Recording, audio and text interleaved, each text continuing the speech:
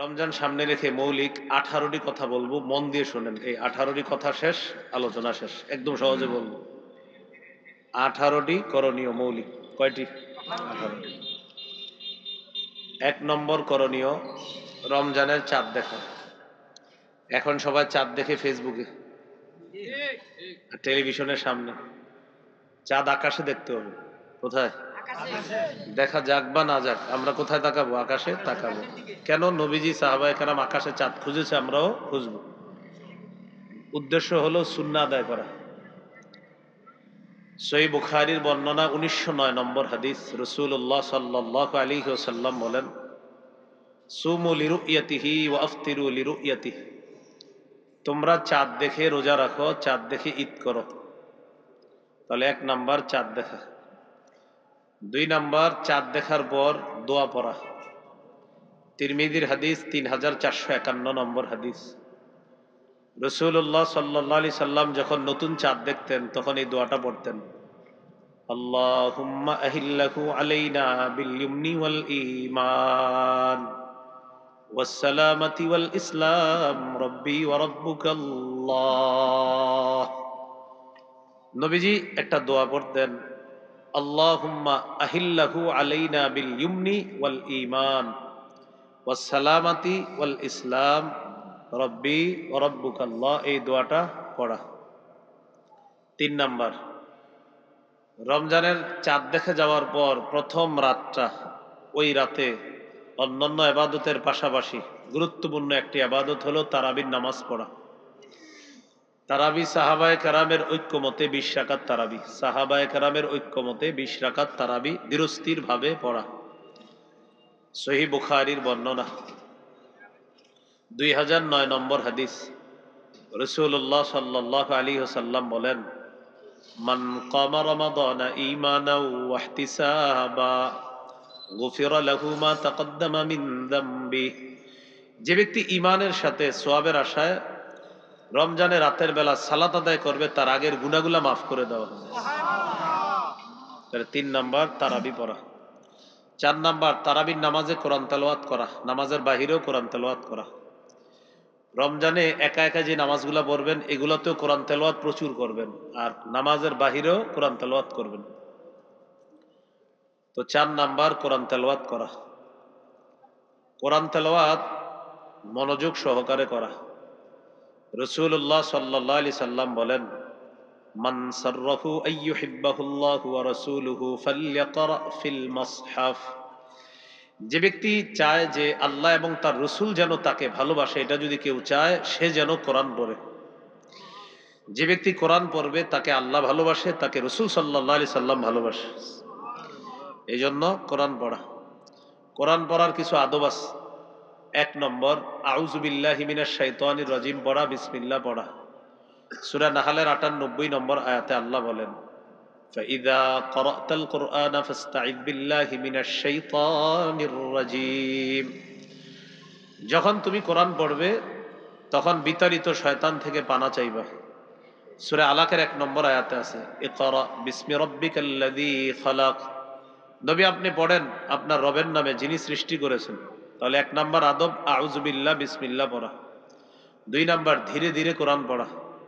সূরা মুজাম্মিলের 4 নম্বর আয়াতে আল্লাহ বলেন, ওয়ারাত্তিলিল কুরআনা তারতিলা। আপনি ধীরে ধীরে কোরআন পড়েন।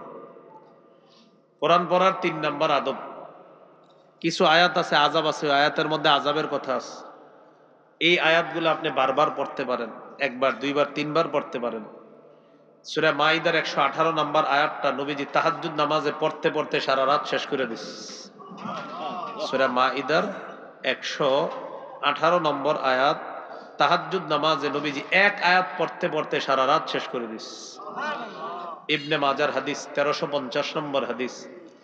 আবু যর গিফারি রাদিয়াল্লাহু তাআলা আনহুর বর্ণনা, তিনি বলেন, আমি রাসূলুল্লাহ সাল্লাল্লাহু আলাইহি সাল্লামকে দেখলাম তিনি তাহাজ্জুদ নামাজে সূরা মাইদার একটি আয়াত তেলাওয়াত করছে, হাত্তা আসবাহা হাত্তা ইয়ারুদ্দুহা। এক আয়াত পড়তে পড়তে নবী সকাল করে দিছে, বারবার এক আয়াত পড়ছে। এখন আমাদের অনেকের মাথায় চলে আসছে, এটা কি আয়াত যে আয়াত নবী বারবার পড়ছে? আয়াতটা হলো আল্লাহ বলেন, ইন তুআযিবহুম ফাইন্নাহুম ইবাদুক ওয়া ইন তাগফির লাহুম ফাইন্নাকা আনতাল আজিজুল হাকীম। আল্লাহ যদি আপনি তাদেরকে শাস্তি দেন তারা তো আপনারই বান্দা, আর তাদেরকে যদি আপনি ক্ষমা করে দেন আপনি মহাপরাক্রমশালী মহাপ্রজ্ঞাময়, আপনি চাইলে তাদেরকে ক্ষমাও করে দিতে পারেন। উম্মতের পেরেশানিতে নবীজি এই আয়াতটা বারবার সারা রাত পড়ছে। তাহলে কি শিখলাম? আযাব সম্বলিত আয়াত দোহরায়া দোহরায়া বারবার পড়া যায়। এলো কোরআনের 3 নাম্বার আদব। কোরআন পড়ার 4 নাম্বার আদব, সুললিত কণ্ঠে কোরআন পড়া। সুললিত কণ্ঠে কি পড়া? কোরআন পড়া। এই একটা ছেলে, মুফতি সাইদ আহমদ কলরব সাইদ ভাইয়ের আগে একটা ছেলে কোরআন পড়ছে। হ্যাঁ, আমি তখন অজুখানায় ছিলাম, বিতির বাকি ছিল তো অজুখানায় ছিলাম, অজু করতেছিলাম। অসাধারণ কোরআন তেলাওয়াত করছে। কোরআন তেলাওয়াত সুন্দর আওয়াজে তেলাওয়াত করা। কে পড়ছে এটা? হ্যাঁ, আবু হুরায়রা। কে এটা? মাশাআল্লাহ, খুব সুন্দর হয়েছে। নাসাইর 1015 নম্বর হাদিস। এই হাদিসে আছে, যায়্যিনুল কোরআন বিআসওয়াতিকুম, তোমরা তোমাদের কণ্ঠে কোরআনকে সুন্দর করো, অর্থাৎ সুললিত কণ্ঠে তোমরা কোরআন পড়ো। সুললিত কণ্ঠে কোরআন পড়ো। তাহলে 4 নাম্বার সুন্দর কণ্ঠে কোরআন পড়া। 5 নাম্বার আদাব, কোরআন পড়ার সময় স্পন্দন সৃষ্টি করে কোরআন পড়া। সহিহ বুখারীর বর্ণনা 5047 নম্বর হাদিস।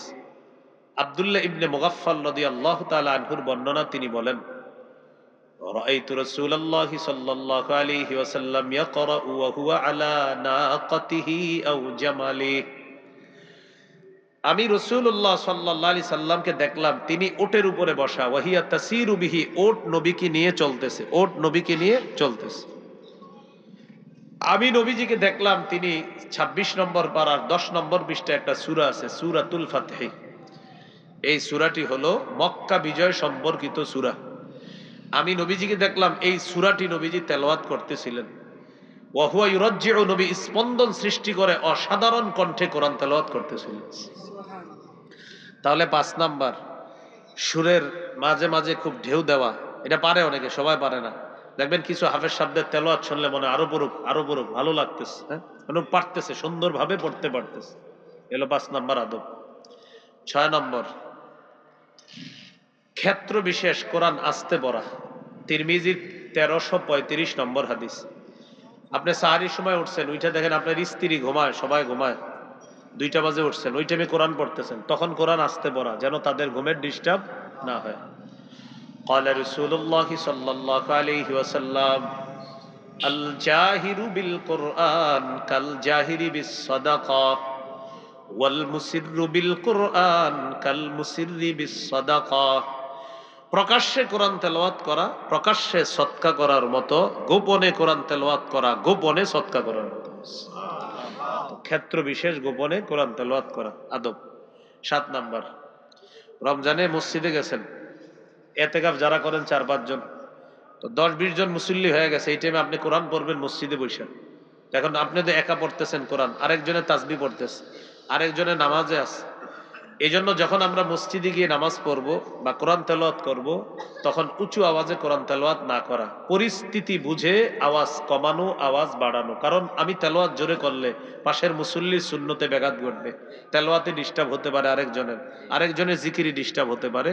তাহলে কি শিখলাম? 7 নাম্বার আদব, পরিস্থিতি বুঝে আওয়াজ বাড়ানো, আওয়াজ কমানো তেলাওয়াতের। মুসনাদে আহমদের হাদিস। قال رسول الله صلى الله عليه وسلم আলা কুল্লুকুম মুনাজিন রাব্বা, শোনো মসজিদে তোমরা যারা আছো সবাই রবের সাথে নীরব একটা ইবাদতের মধ্যে লিপ্ত আছে। সুবহানাল্লাহ, সবাই রবের সাথে গোপন ইবাদতে লিপ্ত আছে। ফালা ইউজিয়ান্না বা'দুকুম বা'দা, তোমাদের কেউ যেন কাউকে কষ্ট না দেয়। ওয়ালা ইয়ারফা'আন্না বা'দুকুম আলা বা'দিন ফিল কিরাআহ, কোরআন উঁচু আওয়াজে পড়ে আরেকজনের ইবাদতে যেন বিঘ্নতা না ঘটাও। এটা হলো 7 নাম্বার আদব।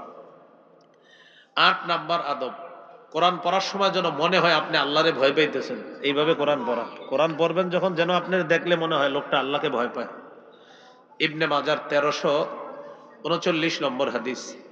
قال رسول الله صلى الله عليه وسلم إن من أحسن الناس صوتا সবচাইতে সুন্দর কোরআন তেলাওয়াত কোরআনের আওয়াজ হলো ওই ব্যক্তির বিল কোরআনিল্লাযী ইযা সামি'তুমুহু হাসিবতুমুহু ইয়াখশাল্লাহ, যার তেলাওয়াত শুনলে তোমাদের মনে হয় লোকটা আল্লাহরে ভয় করে। কেউ তেলাওয়াত পড়ছে, করার পর আমাদের মনে হচ্ছে এই লোকটার মাঝে মনে হয় আল্লাহর ভয়, এজন্য এত সুন্দর তেলাওয়াত করতেছে।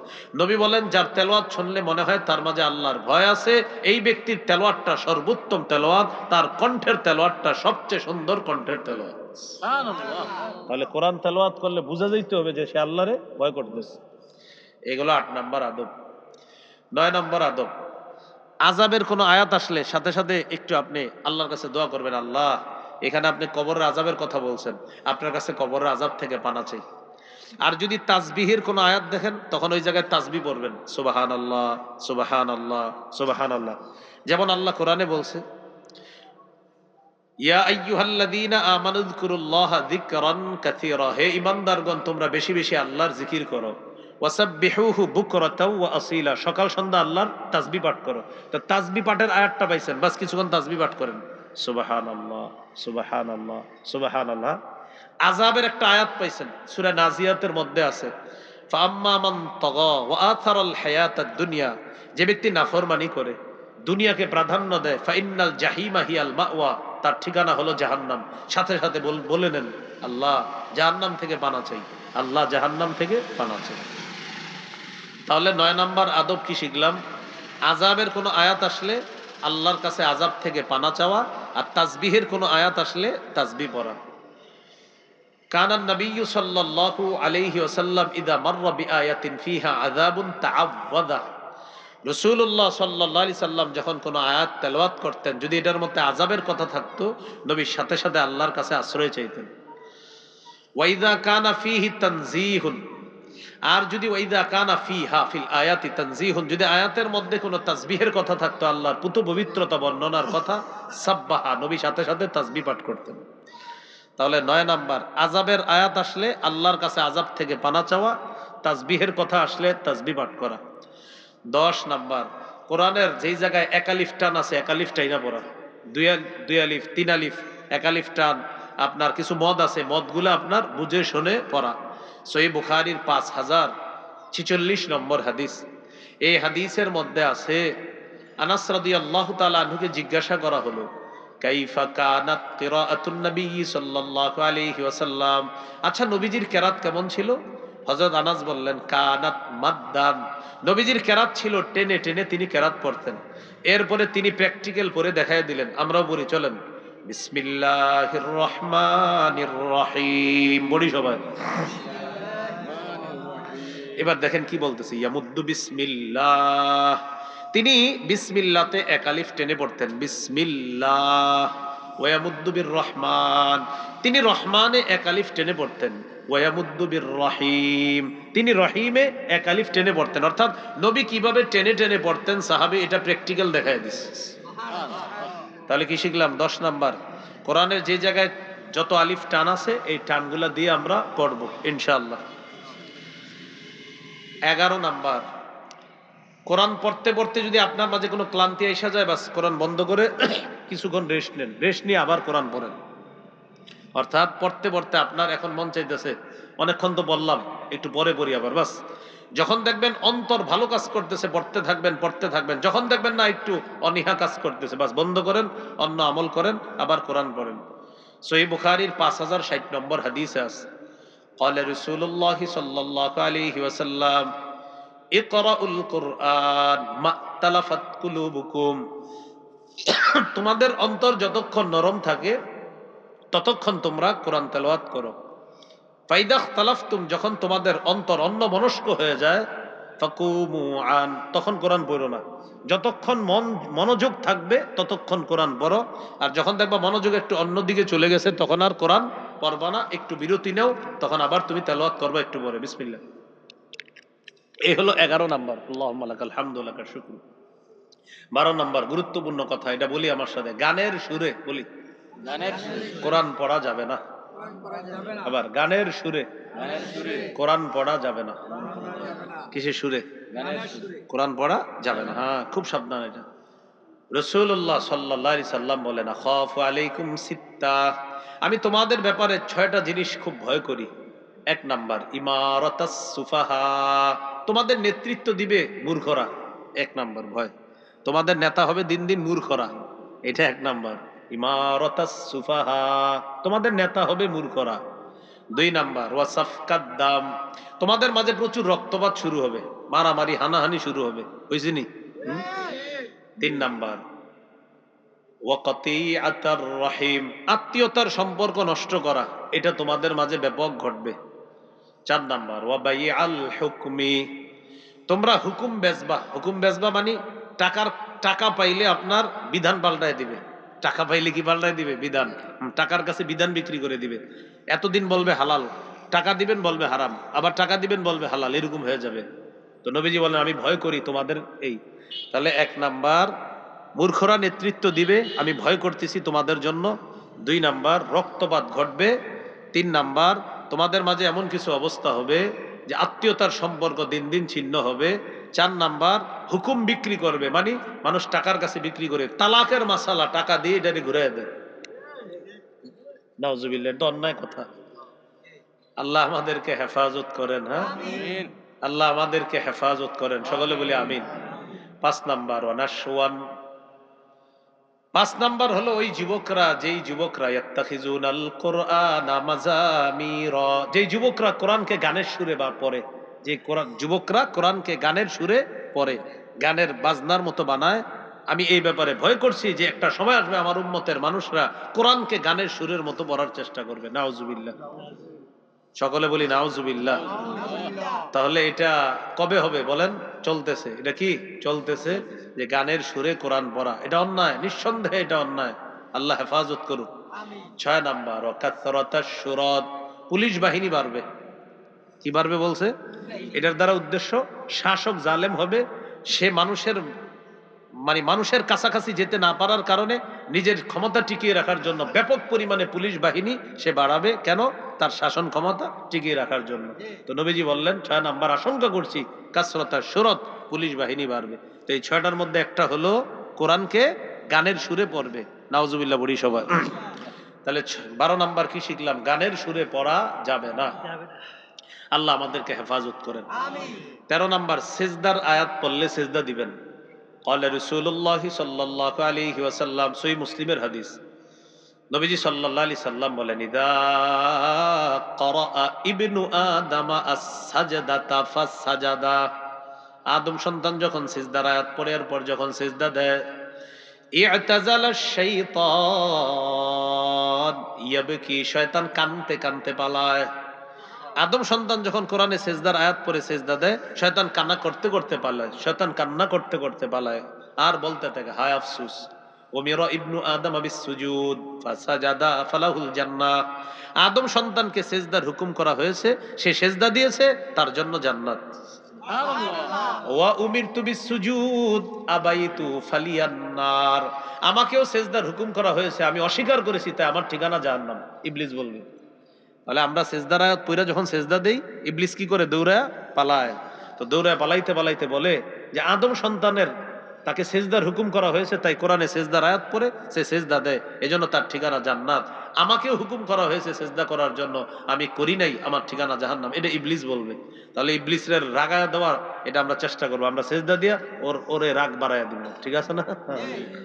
এই 13টা আদব বললাম কোরআন পড়ার। তাহলে মনে আসেনি? রমজানে ভুলে গেছেন। 1 নাম্বার 4 তালাশ করব, 2 নাম্বার দোয়া পড়বো, 3 নাম্বার তারাবি পড়া, 4 নাম্বার তারাবিতে কোরআন পড়া, তারাবির বাহিরেও কোরআন পড়া। বলি ইনশাআল্লাহ। আল্লাহ তাআলা তৌফিক দান করেন। 5 নাম্বার তাহাজ্জুদ পড়বেন। সাহারির সময় উঠবেন, ওইটা তাহাজ্জুদ পড়বেন। কমপক্ষে 8 রাকাত তাহাজ্জুদ পড়ার চেষ্টা করবেন। 8 রাকাত তাহাজ্জুদ পড়া রাসূল সাল্লাল্লাহু আলাইহি সাল্লামের 12 মাসের সুন্নত। আপনি চাইলে আজকেও পড়তে পারেন, আজকে রাত। তো 12 মাসের সুন্নত হলো 8 রাকাত তাহাজ্জুদ পড়া। আর তারাবি সাহাবায়ে কেরামের ঐক্যমতে এটা শুধু 1 মাসের আমল, শুধু রমজানের আমল। হ্যাঁ, মনে রাখতে হবে। তারাবি হলো রমজানের প্রথম রাতে 20 রাকাত পড়বেন, এটা সাহাবায়ে কেরামের ঐক্যমত। আর 8 রাকাত তাহাজ্জুদ এটা শুধু রমজানের আমল না, এটা সারা বছরের আমল। 12 মাসের আমল। এটাই আম্মাজান আয়েশা সিদ্দিকা রাদিয়াল্লাহু তাআলা আনহাকে জিজ্ঞাসা করা হয়েছে, নবীজির রমজানের আমল কি? তখন আম্মাজান বলছেন, রমজান এবং রমজানের বাহিরে। কি বলছে? রমজান এবং, তো রমজান 1 মাস, বাহিরে কয় মাস? আরো 11 মাস, মোট হইলো কয় মাস? এই 12 মাস নবী 8 রাকাত তাহাজ্জুদ পড়তেন, 3 রাকাত বিতির পড়তেন, এই 11। এইটাই না লাগায়া দেয় অন্য জায়গায়। হ্যাঁ, তো যাই হোক, তাহলে 5 নাম্বার তাহাজ্জুদ পড়া। তিরমিজির 2616 নম্বর হাদিস, রাসূল সাল্লাল্লাহু আলাইহি সাল্লাম বলেন, বরকতের 3টা দরজা। 1 নাম্বার আস-সাওমু জুন্নাহ, রোজা রাখা বরকতের দরজা। 2 নাম্বার আস-সাদাকা, সদকা করা বরকতের দরজা। সদকা এমন একটা ইবাদত, তুতফিউল খাতিআতা কামা ইউতফিউল মাউন নার, পানি যেমন আগুনকে নিভিয়ে দেয়, সদকা গুনাহগুলোকে ধুয়ে মুছে সাফ করে দেয়। 3 নাম্বার ওয়াসালাতুর রাজুলি মিন জাওফিল লাইল, রাতের বেলা তাহাজ্জুদ পড়া। এই 3টা ইবাদত বাড়াবেন। দেখেন আমাদের কারো অনেকের ঘরে বরকত থাকে না, অনেক সময় টাকা পয়সার অভাব, আপনি 3 ইবাদত বাড়ায় দেন। রোজা রাখেন, নফল রোজা রাখা শুরু করেন। 2 নাম্বার সদকা দেন, 2 টাকা হইলেও সদকা করেন। আর 3 নাম্বার আপনি তাহাজ্জুদ নামাজ পড়েন, আল্লাহ তৌফিক দান করেন। আমিন। 6 নাম্বার রমজানের ইবাদত, তাহাজ্জুদ পড়ার পর সাহরি খাবেন। এখন সাহরি খাওয়ার পরেও কিন্তু তাহাজ্জুদ করতে পারবেন। আমি আগে বুঝাই, একটু আমার সাথে বলেন, বলেন তাহাজ্জুদের সম্পর্ক সময়ের সাথে, খাবারের সাথে না। আপনি সাহরি খাওয়ার পরে যদি দেখেন এখনো 30 মিনিট আছে, তাহাজ্জুদ পড়েন, কোনো সমস্যা নেই, হ্যাঁ, পড়া যাবে। তাহলে সাহরি খাওয়া 6 নাম্বার আমল। সহিহ বুখারীর বর্ণনা 1921 নম্বর হাদিস, যায়েদ ইবনে সাবিত রাদিয়াল্লাহু তাআলা আনহুর বর্ণনা, তিনি বলেন, তাসাহহারনা মা রাসূলিল্লাহি সাল্লাল্লাহু আলাইহি ওয়াসাল্লাম, আমরা নবীজির সাথে সাহরি খেয়েছি।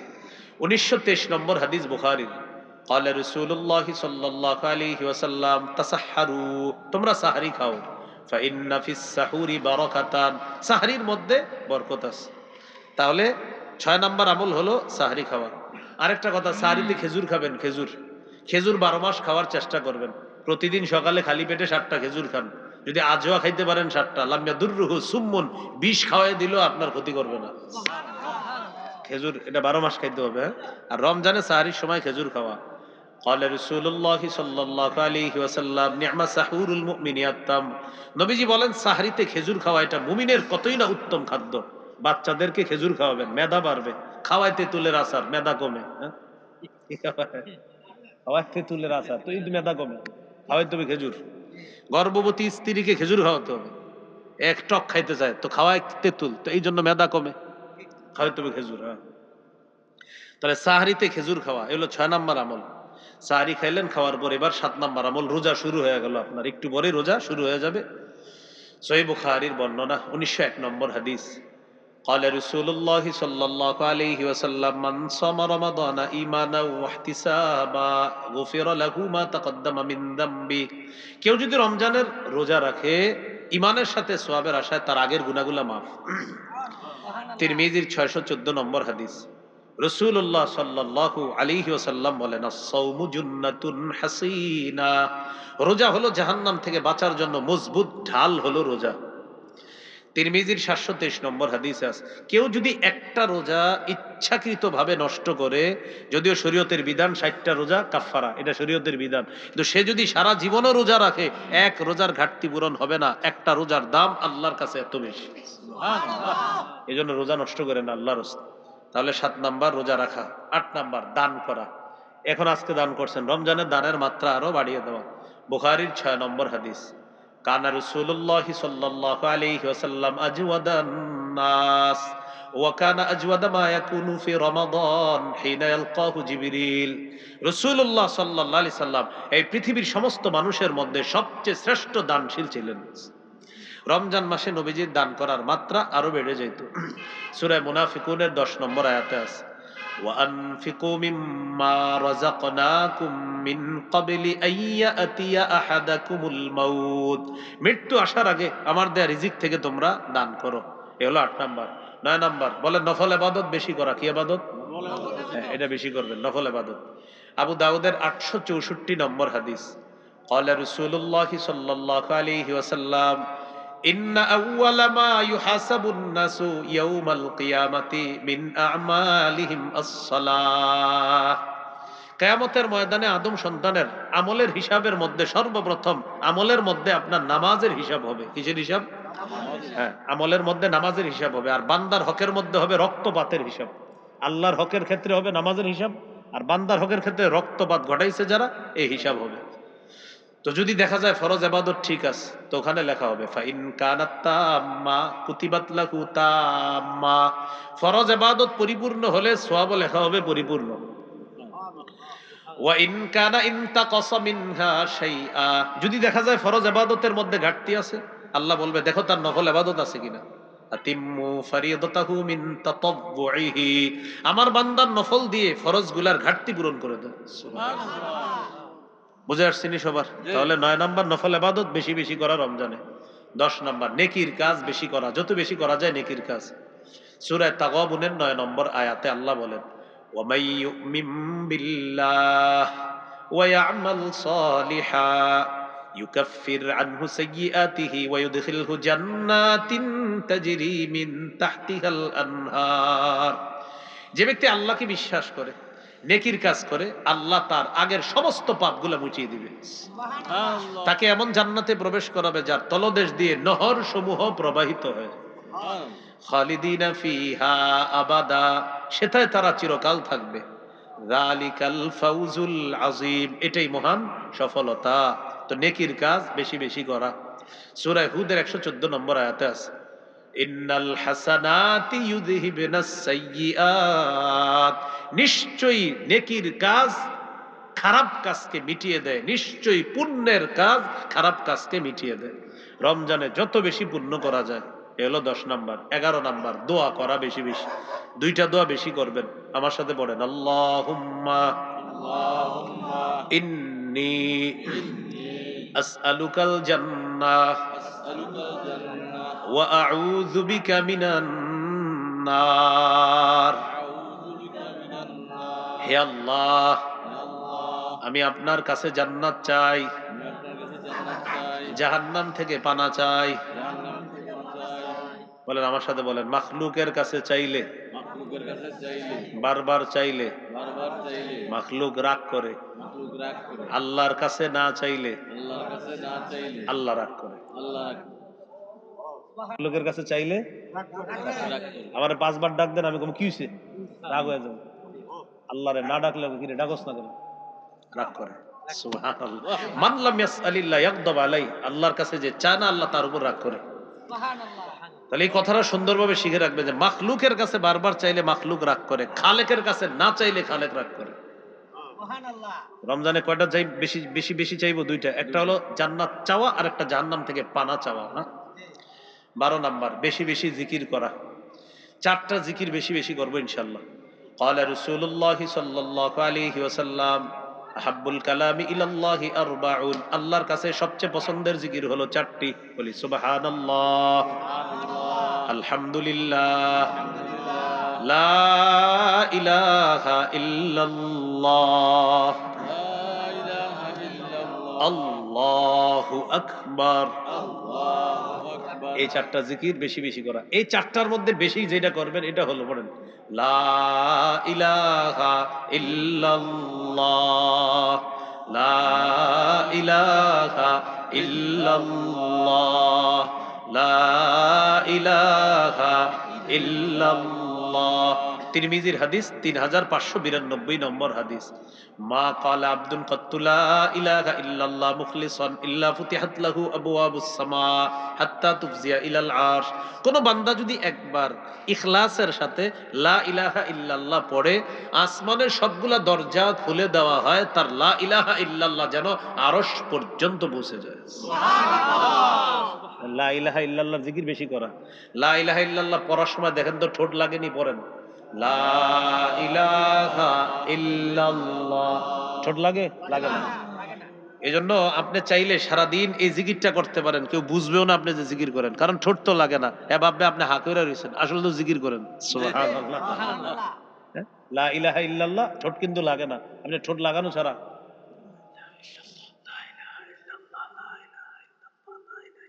ঠোঁট লাগে না, ভাববে হা কইরা রইছেন, আসলে তো আরো সে পর্যন্ত আপনার জিকির পুষতেছে। ঘরে মা বোনদেরকে শিখাই দিবেন যে তুমি যখন রান্না করবা এই জিকির করতে থাকো, জিকির করতে থাকো। আল্লাহ তৌফিক দান করে।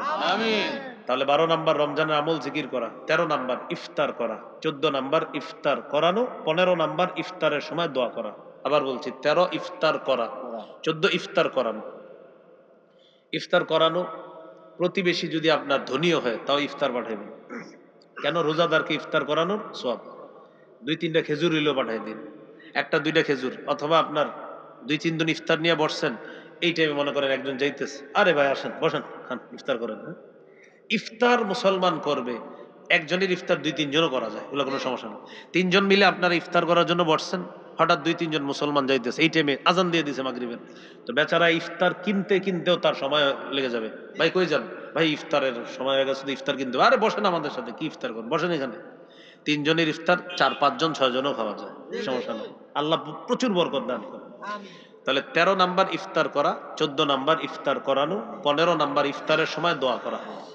তিরমিজির হাদিস 3598 নম্বর হাদিস, সালাসাতুন লা তুরাদ্দু দাওয়াতুহুম, 3 ব্যক্তির দোয়া ফিরিয়ে দেওয়া হয় না। 1 নাম্বার আস-সাইমু হাত্তা ইফতিরা, ইফতার সামনে নিয়ে যখন রোজাদার দোয়া করে তার দোয়া ফিরিয়ে দেওয়া হয় না। একটু কল্পনা আনেন তো, সামনে আপেল, মালটা, আঙ্গুর, কমলা সব সামনে আপনার, আলুর চপ, বেগুনি, পেঁয়াজু, এরপরে শরবত সব সামনে। 5 মিনিট বাকি আছে এখন ইফতারের, কিন্তু সব সামনে, খাইতে মন চাইতেছে কিন্তু খান না। কেন খান না? এখন দেখেন কি পরিমাণ আল্লাহর ভয় থাকলে এতগুলা লোভনীয় খাদ্য আপনি খাইতেছেন না, কি পরিমাণ আল্লাহর ভয় থাকলে এই লোভনীয় খাদ্যগুলা খান না, তাহলে আল্লাহর সাথে আপনার সম্পর্কটা কত গভীর চলতেছে তখন। ওই টাইমে দোয়া করলেই কবুল।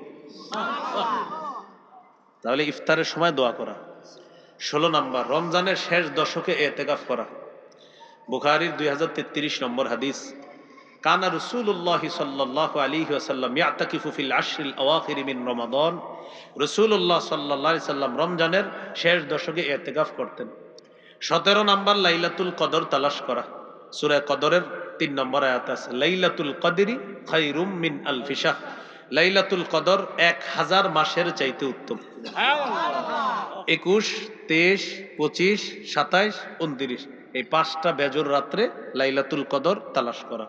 রাসূলুল্লাহ সাল্লাল্লাহু আলাইহি সাল্লাম বলেন, মাইয়াকুম লাইলাতুল কদরি ঈমানাও ওয়া ইহতিসাবা, যে ব্যক্তি লাইলাতুল কদরে জাগ্রত হবে, দাঁড়িয়ে নামাজ পড়বে, ইবাদত করবে, মোট কথা জাগ্রত হবে। আমি এলাকাবাসী হিসাবে সবাইকে বলবো, লাইলাতুল কদরে বাস ঘুমাইনি না, 21, 23, 25, 27, 29 ঘুমানোই দরকার নেই, ইবাদত বন্দেগীতে কাটায় দেন। যারা এই রাত্রিগুলা জাগ্রত করবে, তো 5 রাতে জাগা মানে আপনি লাইলাতুল কদর পেয়ে গেছেন। আপনি তো জানেন না কবে, এই 5 রাতের যে কোনো এক রাত আল্লাহ তার আগের গুনাহগুলা মাফ করে দেবে। আর আপনার ভাগ্য নির্ণয় হয়, ভাগ্য আপনার লাইলাতুল কদর, ভাগ্য রজনী, তো আল্লাহর কাছে দোয়া করেন বেশি বেশি, আল্লাহ কি আছে জানি না, ভালোই কিছু যেন হয়, এরকম বলা। আল্লাহ তৌফিক দান করেন। 18 নাম্বার সর্বশেষ কথা, সদকাতুল ফিতির আদায় করা। রমজানের শেষ দশকের ওলামায়ে কেরামের কাছ থেকে জানবেন সদকাতুল ফিতির কত হয় বছর, ওইটা আদায় করে দেওয়া। এই 18টা কথা মনে থাকবে তো ইনশাআল্লাহ।